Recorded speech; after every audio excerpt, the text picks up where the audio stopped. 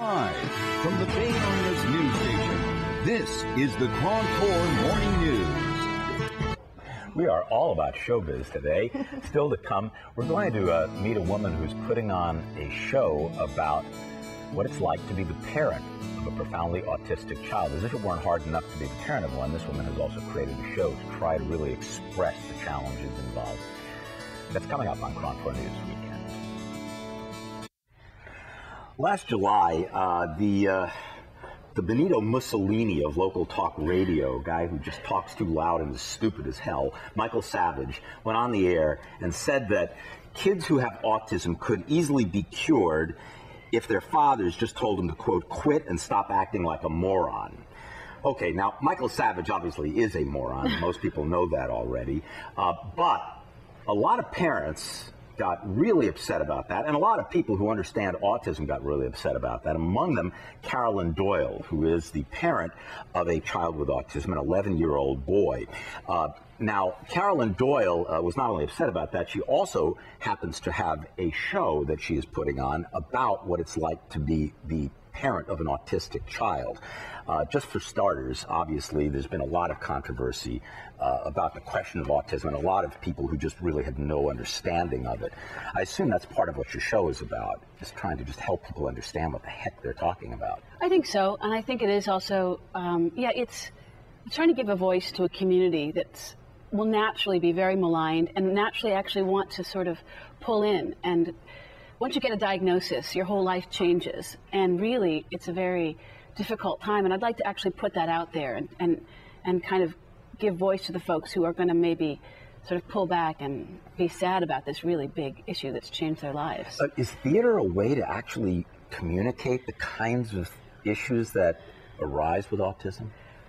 I think it is. I mean, the show is funny. I'd like to just say that, too. It's funny. If it's not funny, it's horrible. Do you know? I mean, who wants to come see a show about autism? I have to battle that perception anyway. It just sounds depressing. I mean, my friends will say over and over again, oh, well, we didn't want to drive over the bridge. It was raining, but we came, and it was great. It was so funny. Not to say that it's not heartbreaking, too, because it is, but it's also really funny. And I think that theater is a great medium. Yeah, absolutely. Yeah. One quote in here from the show, Joaquin had an okay day. He pulled down his pants 11 times. He had a tantrum over his goldfish crackers and bit me on the cheek. It's kind of a endless roller coaster for you, I assume. It is. That's a journal entry, and that's kind of a day in the life. And I wanted some kind of objectivity in the show. And so that actually exists. That's a journal that goes back and forth from my son's school to my house and telling us how the day goes.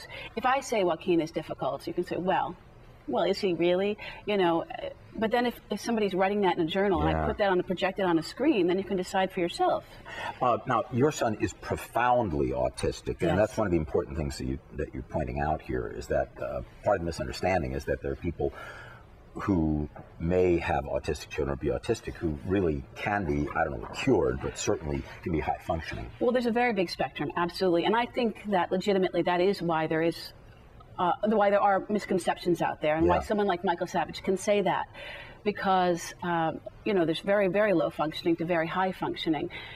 In some ways, because my son is so low functioning, it's easier for me. That's one of the silver linings. You know right away. I'm not going to get parents looking at me funny in the supermarket because my child's misbehaving. But on the other end of that, then you have high functioning kids whose parents say that they've cured them, which, they probably have, but they've probably gone off the autism spectrum, and now they have a terrible case of ADHD. Like somebody like Jenny McCarthy, who I think has done a lot, actually, for the cause, and I don't begrudge her that at all, but, I don't think someone like my son could be cured in that way. Could you do an excerpt from the play just to give people a sense of what you have to say on this? Okay, so I'll do a piece from the play. It's a section where my husband and I are in the bedroom and we're reading books.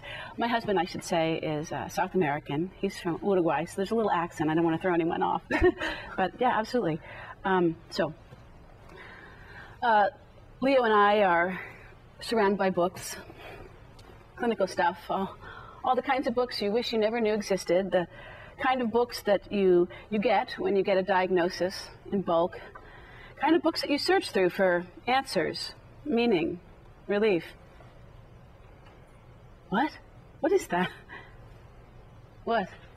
Oh, nothing. No, what? Oh, no, nothing. It's really stupid. Okay. No, I mean, it's really stupid. Check this out.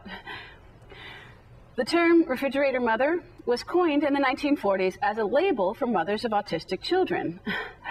The refrigerator label was based on the assumption that autistic behaviors stem from the emotional frigidity of the children's mothers. As a result, many mothers of autistic children suffered from blame, guilt, and self-doubt from the 50s to the 70s and beyond. In a 1949 paper, Dr. Leo Kanner suggested autism may be related to a genuine lack of maternal warmth. In a 1916 Time magazine interview, Kanner bluntly described such children and their mothers as just happening to defrost enough to produce a child. Okay, the show is called Confessions of a Refrigerator Mother. Yes. Appropriately enough, and it's running now through April 25th at the Marsh Main Stage in San Francisco. And more information, marsh.org. Thank you so much for joining us. Thank you so much. Good luck on the show. I hope it goes wonderfully Thank well. you. Or break a leg. Thank you. Whichever is more appropriate. We'll be right back with more. Thanks. Stick around.